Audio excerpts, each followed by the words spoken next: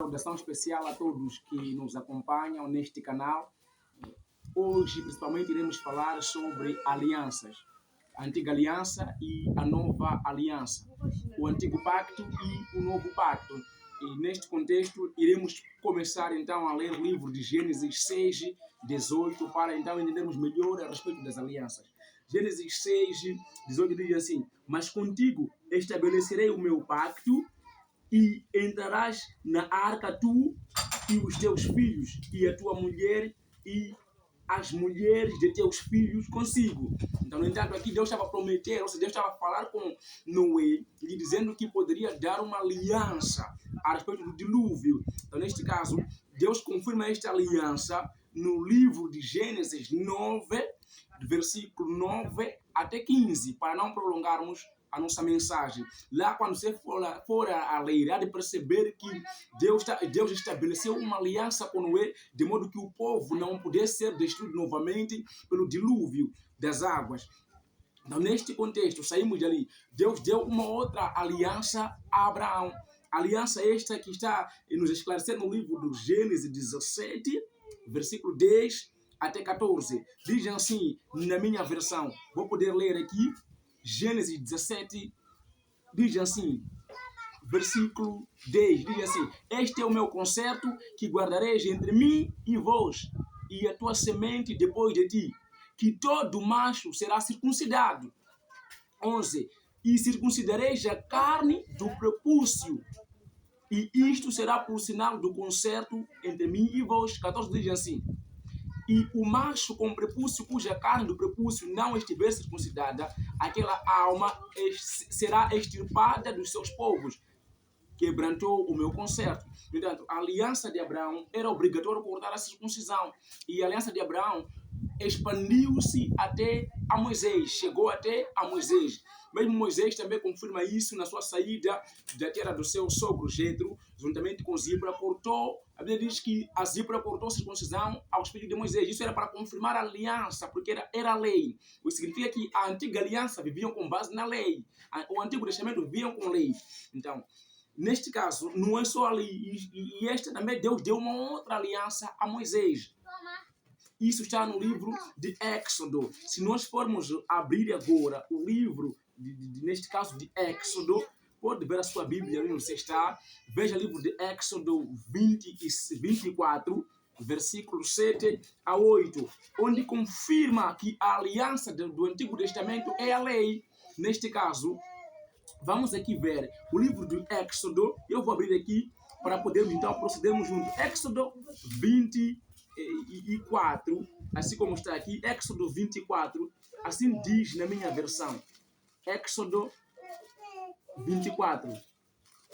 Éxodo 24 diz assim, 24, 7 diz assim: E tomou o livro do concerto e o leu ao ouvido do povo. E eles disseram: Tudo que o Senhor tem falado faremos e obedeceremos. 8. Então tomou Moisés aquele sangue e aspergiu-o sobre o povo e disse: Eis aqui o sangue do concerto que o Senhor tem feito convosco sobre todas estas palavras. Então, esta aliança de Moisés foi confirmada pelo derramamento de sangue que Moisés aspergiu sobre o altar para a confirmação da antiga aliança que era a lei. Moisés leu os 10 mandamentos, leu a lei, leu toda a lei para o povo. Então, dali Moisés confirmou pelo sangue aquela aliança que foi degolado dos animais. Neste caso, esta foi a aliança de Moisés. Então, a antiga aliança foi vivida até ao livro de Malaquias. Quando entramos nós até o livro de Malaquias, eles ainda continuavam a viver a vida da antiga aliança. Mas para nós agora temos uma nova vida na graça, não na lei, mas sim na graça, que é uma nova aliança. Quem nos explica isso, quem foi chamado para pregar a nova aliança, é o apóstolo Paulo. Ele tem um chamado diferente, teve um chamado diferente de todos, para transmitir ao povo uma nova aliança. Então, no entanto, no livro de Mateus 27, 51, diz assim a palavra de Deus que quando Jesus morreu naquela cruz, o véu se rasgou. Eu quero dizer que as coisas velhas já se passaram, mas se passaram depois da morte de Jesus. Percebe, né? Jesus, na sua morte, o véu se rasgou, porque o tempo do Antigo Testamento havia um véu que dividia Então, este véu se rasgou. Neste caso, e o apóstolo Paulo diz que a mensagem que eu transmito para vocês não é uma mensagem que vem do homem, mas sim uma mensagem que vem de Deus. Fala isso no livro de Gálatas 1, versículo 11 a 12. Diz que a mensagem dele é do alto. Então, vamos ler aqui para confirmarmos então uma nova aliança, que nós agora já não estamos mais debaixo da lei, mas sim debaixo da graça. Paulo explica isso aos Gálatas, livro 3, a Gálatas 3, versículo 10 até 29. Vamos ler. Você pode perceber ali, vai perceber que hoje nós já não vivemos mais debaixo da lei, mas sim debaixo da graça.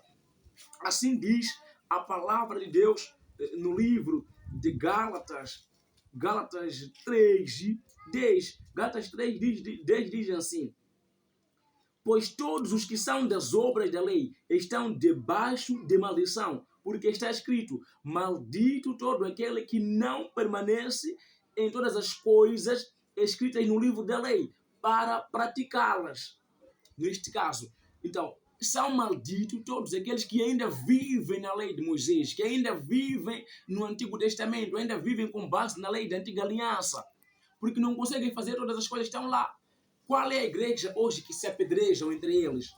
Neste caso, não consegue cumprir tudo que está lá, e a lei obriga você a cumprir tudo, né? Não pode falhar sequer uma. É por isso que nós não estamos mais debaixo da lei, estamos debaixo da graça. E diz, o apóstolo Paulo diz assim, no 11 diz assim: é evidente que pela lei ninguém é justificado diante de Deus, porque o justo viverá pela fé. Neste caso, o justo no tempo atual vive pela fé, não pela lei, não pela antiga aliança. Consegue perceber? Então, vamos ler aqui 12. Ora, a lei não procede da fé, mas aquele que observar os seus preceitos, por elas viverá. No entanto, a lei não provém da fé, mas aquele que quer observar a lei, então por ela viverá. 13 diz assim: Cristo nos resgatou da maldição da lei, fazendo-se Ele próprio maldição em nosso lugar. Jesus nos resgatou debaixo da maldição da lei, fazendo-se passar Ele em nosso lugar, fazendo-se maldito Ele em nosso lugar.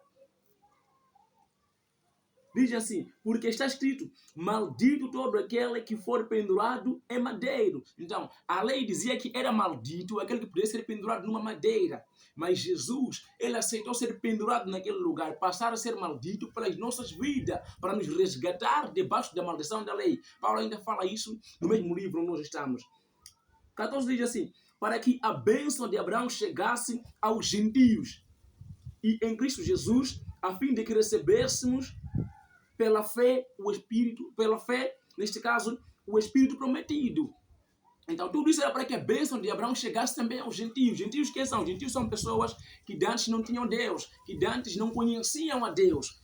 Então, porque havia uma separação na Antiga Aliança, no Antigo Testamento. Então, os gentios eram pessoas como nós, que não conhecíamos a Deus, que agora temos a chance de conhecer a Deus por intermédio do Senhor Jesus Cristo. Então, o que diz mais... Aqui assim diz, neste caso, 15 diz assim: irmãos, falo em termos humanos, ainda que uma aliança seja meramente humana, uma vez ratificada, ninguém a revoga ou lhe acrescenta coisa alguma. 16. Ora, as promessas foram feitas a Abraão e ao seu descendente. Não diz e aos descendentes, como falando de muitos, porém como falando de um só, e ao seu descendente que é Cristo. 17. E digo isto, uma aliança anteriormente confirmada por Deus não pode ser revogada pela lei, que veio 430 anos depois, a ponto de anular a promessa. No entanto, uma aliança que Deus confirmou, que é essa nova aliança, não pode ser abolida pela lei de Moisés, que veio 430 anos atrás. Está a dizer aqui o apóstolo Paulo: não pode ser abolida pela lei que veio 430 anos. Por quê? Porque para não abolir a promessa. Então, e ele diz assim, e ainda continua a dizer o apóstolo Paulo, 18 diz assim: porque se a herança provém da lei, já não decorre da promessa. No entanto, se essa herança nossa, a vida eterna, se provém então da lei de Moisés, de cumprir que não pode comer carne X, não pode comer animal X, então automaticamente já não provém da promessa, que é Jesus. Okay? Está a dizer aqui o apóstolo Paulo, diz mais assim, mas foi pela promessa que Deus a concedeu gratuitamente a Abraão.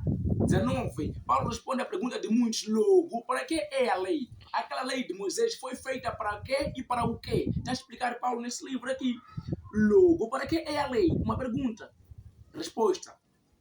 Ela foi acrescentada por causa das transgressões, até que viesse o descendente, a quem se fez a promessa, e foi promulgada por meio de anjos, pela mão de um mediador. Então, aquela lei de Moisés foi colocada por causa do pecado, por causa das transgressões. O povo pecou contra Moisés e contra Deus. O povo pecou contra Deus, o povo murmurou por fome. Disse, Senhor, disse Moisés, como nos levou do Egito para aqui? Nós lá comíamos melhor do que aqui. Moisés, por que você nos tirou de lá? Preferimos voltar novamente no Egito. Então, as murmurações, automaticamente, quando eles murmuravam, pecavam contra Deus. E murmuraram mais ainda sobre água. Disseram, Moisés, nós estamos com sede, nos dá de beber. Então, essas murmurações, o pecado que o povo fazia, fez com que Deus fizesse uma lei para dar ao povo, para lhes conduzir, aguardando a vinda do Senhor Jesus. É por isso que Deus fez aquela lei. Era para aguardar a vinda de Jesus. Não era para permanecer para sempre. Vou continuar a ler para você perceber melhor. Porque assim diz, e diz assim, ora, o mediador, 20, diz assim, Gálatas, ainda 3, 20 diz assim, ora, o mediador não é de um só, mas Deus é um só. 21. Seria então a lei contrária às promessas de Deus? De modo nenhum, porque se fosse promulgada uma lei que pudesse dar vida, então a justiça seria de fato procedente da lei. Então, se existisse uma lei que fosse promulgada ou dita ao povo que pudesse dar a vida, então a justiça de Deus seria pela lei. Percebe, né? Então, e depois diz mais assim, 22 diz assim, mas a Escritura encerrou tudo sobre o pecado, para que mediante a fé em Cristo Jesus, a promessa fosse concedida aos que creem. No entanto, a Escritura encerrou toda a lei debaixo do pecado, para que mediante a fé em Cristo Jesus, aqueles que creem, fôssemos salvos. 22 diz assim, perceba bem essa versão. No Gálatas 3, 22 diz assim, mas antes que viesse a fé, estávamos sob a tutela da lei e nela encerrados para essa fé que no futuro havia de ser revelada. Antes que Jesus viesse, antes que viesse a fé, nós estávamos guardados debaixo da lei de Moisés. Nós estávamos guardados debaixo da lei, da antiga aliança, do antigo mandamento, do antigo testamento. Até que viesse Jesus, até que viesse a fé. Antes que viesse a fé, estávamos lá. Mas agora já não. Estávamos na lei antes que Jesus viesse. Aguardando a vinda de Jesus. Diz o quê? De maneira que, diz que aguardando a vinda do Senhor Jesus, do futuro que podia ser revelada. 24 diz assim, de maneira que a Ele se tornou nosso guardião, para nos conduzir a Cristo, a fim de que fôssemos justificados pela fé. Então, de maneira que aquela lei de Moisés nos tornou de guia, ou seja, serviu de guia para nos conduzir a Jesus. A lei de Moisés nos serviu de guia, como uma guia que pudesse nos conduzir, nos levar até ao Senhor Jesus. Percebe, né? Então, 25 diz assim, mas agora que veio a fé, já não permanecemos subordinados ao guardião. Agora que Jesus veio, já não estamos mais dentro daquela lei, não estamos mais dentro daquele guardião que é a lei, não estamos mais dentro daquela guia que é a lei de Moisés, porque Jesus já veio e nos libertou daquela lei. Aqui diz o apóstolo Paulo, e ainda continua a dizer, 26 diz assim, pois todos vocês são filhos de Deus mediante a fé em Cristo Jesus. Porque todos vocês são filhos de Deus mediante a fé, não mediante a lei, em Cristo Jesus. O que diz aqui? 27 diz assim, porque todos vocês que foram batizados em Cristo Jesus se revestiram. Percebem? Porque todos vocês que foram batizados em Cristo, de Cristo se revestiram. É assim como está dizendo o apóstolo Paulo aqui. 28. Sendo assim, Não pode haver judeu nem grego, nem escravo nem livre, nem homem nem mulher, porque todos vocês são um em Cristo Jesus. Percebe? Então aqui eu posso para explicar ao povo para entender melhor sobre a nova aliança, que você já não está debaixo da lei. A tua guia hoje é Jesus. A tua guia hoje é a nova aliança. Então, o apóstolo Paulo nos esclarece melhor sobre a vida da nova aliança. E ele também relata isso no livro de Hebreus 7. Não é só, ainda não chegamos lá. Podemos ainda continuar a ler no livro de Gálatas 5, 1 a 6, para ver que a lei da circuncisão já não serve para nós. Gálatas 5, de 1 a 6, o que diz na tua versão? Gálatas 5, 1 diz assim: para a liberdade foi que Cristo nos libertou. Por isso, permaneçam firmes e não se submetem de novo a jugo de escravidão. Eu, Paulo, lhes digo que se vocês se deixarem circuncidarem, Cristo não terá valor nenhum para vocês. No Antigo Testamento, a circuncisão tinha muito valor, mas agora em Cristo Jesus já não se pode circuncidar. Paulo diz assim: no entanto, aquele que deixar-se circuncidar, o Senhor Jesus já não terá valor para nós. Porque aquele que viver na lei, Jesus não terá valor para nós, para eles, porque vivem de acordo com a lei. Diz mais assim, 3 diz assim: de novo testifico a todo homem que se deixa circuncidar, que o mesmo está obrigado a guardar toda a lei. 4 diz assim: vocês que procuram justificar-se pela lei estão separados de Cristo. Então, vocês que procuram justificar-se pela lei da circuncisão, pela lei de Moisés, automaticamente estão separados de Jesus. Diz isso o apóstolo Paulo no livro de Gálatas 5, né, de 1 a 4. Aqui ele relata essas coisas todas. Né? Então, vamos ler agora, vamos ler aqui no livro de Hebreus 7, né, 7, 11, onde Paulo fala sobre o sacerdócio. Hebreus 7, assim diz a minha versão. Hebreus 7, 11 diz assim: portanto, se a perfeição fosse possível por meio do sacerdócio levítico, pois foi com base nele que o povo recebeu a lei, que necessidade haveria ainda que se levantasse outro sacerdote segundo a ordem de Melquisedeque e não segundo a ordem de Arão. Então, se a perfeição fosse pela lei de Moisés, qual a necessidade haveria de se levantar mais um outro sacerdote, que é o Senhor Jesus, segundo a ordem de Melquisedeque? Se a perfeição, se a salvação fosse pela lei de Moisés, qual seria a necessidade do Senhor levantar o Senhor Jesus no meio de nós? Não haveria necessidade.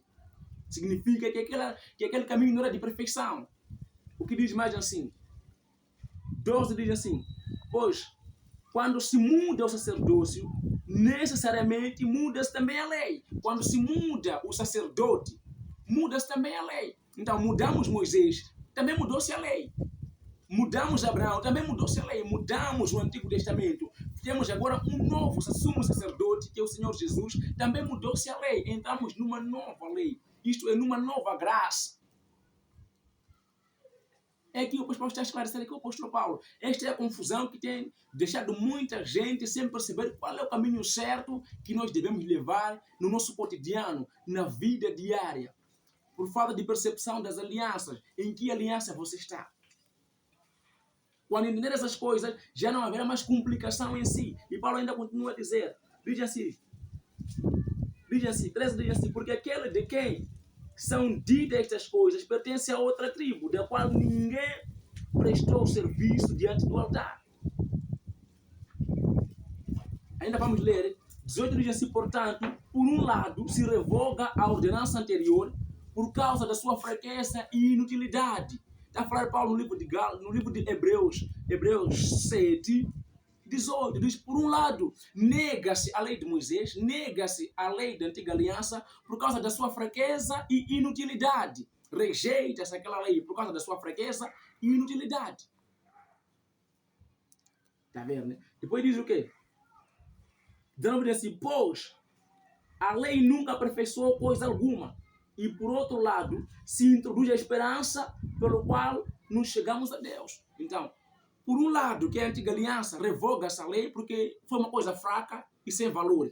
Então, por outro lado, é introduzida uma esperança pelo qual chegamos a Deus, que é o Senhor Jesus. É o que está a dizer aqui o apóstolo Paulo. E ainda vamos perceber, diz assim, e isto não se deu sem juramento, porque os outros são feitos sacerdotes sem juramento, mas este foi feito sacerdote com juramento, porque aquele que lhe disse, o Senhor jurou e não se arrependerá. Você é sacerdote eternamente. Então, no entanto, o sacerdócio do Senhor Jesus é eterno. Foi feito por juramento. Os outros não foram feitos por juramento. É muito diferente aqui. O sacerdócio do Senhor Jesus é eterno. Não haverá mais ninguém que possa trocar a Jesus. Não haverá mais ninguém que possa substituir.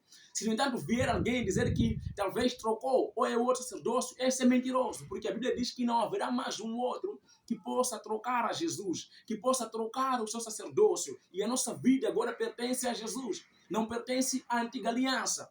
Porque não existe mais ninguém que pode trocar. Porque Jesus não morreu. Ele vive.